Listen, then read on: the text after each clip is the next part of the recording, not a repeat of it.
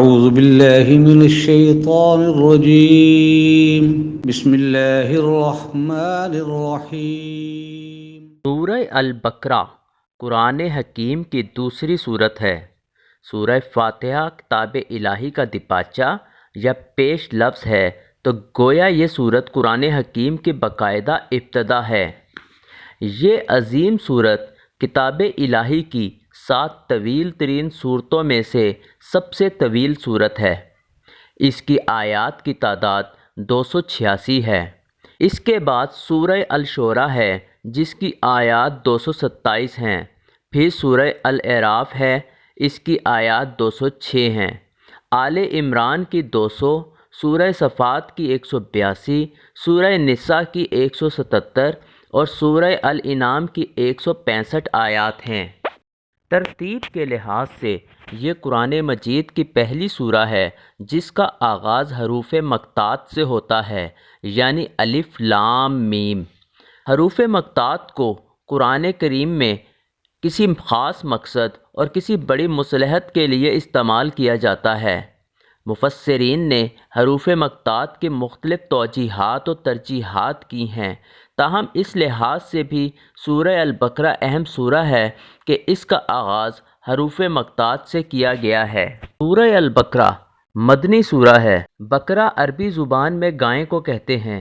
اس سورت کو بقرہ کہنے کا مطلب یہ نہیں کہ اس میں صرف گائے کو موضوع بنایا گیا ہے، بلکہ اس کا مطلب صرف یہ ہے کہ وہ سورت جس میں گائے کا ذکر آیا ہے، ورنہ یہ وہ سورت ہے کہ جس میں بنی اسرائیل کی پوری کہانی بیان کی گئی ہے۔ سورہ البقرہ کا زیادہ تر حصہ حضور نبی کریم صلی اللہ علیہ وآلہ وسلم کی ہجرت مدینہ کے بعد مدنی زندگی کے بالکل ابتدائی دور میں نازل ہوا، تھوڑا حصہ بعد میں نازل ہوا۔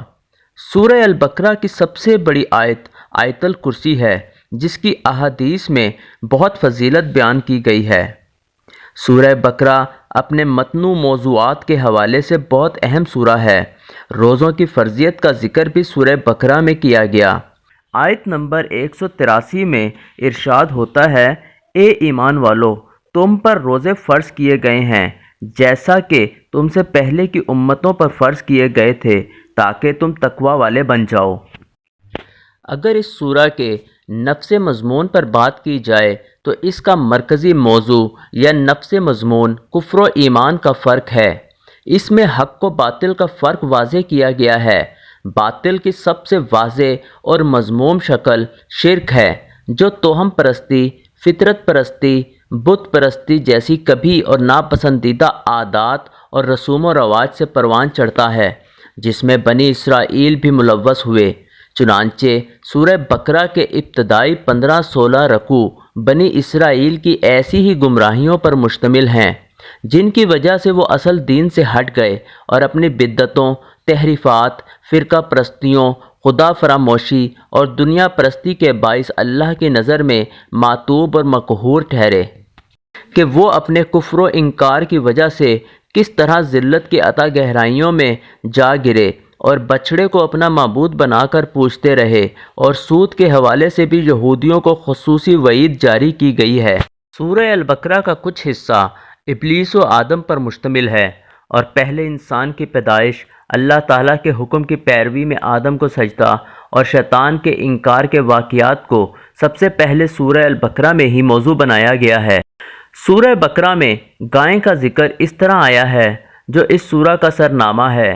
آیت نمبر 67 میں ارشاد ربانی ہے کہ اور یاد کرو جب موسیٰ نے اپنی قوم سے کہا تھا کہ بے شک اللہ تمہیں حکم دیتا ہے کہ ایک گائے کو ذبح کرو، کہنے لگے کیا آپ ہم سے مذاق کر رہے ہیں؟ اس پر موسیٰ نے کہا کہ میں ایسے جاہلوں کے چلن سے اللہ کی پناہ مانگتا ہوں۔ سورہ البقرہ میں گروہ منافقین کو بھی موضوع بنایا گیا ہے، تاہم اس سورہ کے نزول کے وقت مختلف اقسام کے منافقین کے ظہور کی ابتدا تھی، اس لیے ان کی طرف سے اس سورہ میں اجمالی اشارے فرمائے گئے ہیں۔ بعد میں منافقین جب ابھر کر سامنے آتے گئے تو بعد کی صورتوں میں ان سے نمٹنے کے لیے بھی اللہ تعالیٰ نے واضح احکامات صادر فرما دیے۔ آیت نمبر 14 میں اللہ تعالیٰ فرماتے ہیں، اور جب یہ منافق اہل ایمان سے ملتے ہیں تو کہتے ہیں کہ ہم بھی ایمان لے آئے ہیں، اور جب اپنے سرغنوں کے پاس تنہائی میں ہوتے ہیں تو کہتے ہیں یقین کرو ہم تو تمہارے ساتھ ہیں، ان سے تو ہم محض مذاق کرتے ہیں۔ آیت نمبر 15 میں ارشاد ربانی ہوتا ہے، ان کی اس حرکت کی پاداش میں اللہ کا بھی ان سے استہزاء کا معاملہ ہے، اور وہ ان کو ان کی سرکشی میں بڑھنے کا موقع دے رہا ہے۔ ان کا حال یہ ہے کہ وہ دل کے اندھے پن میں مبتلا ہیں۔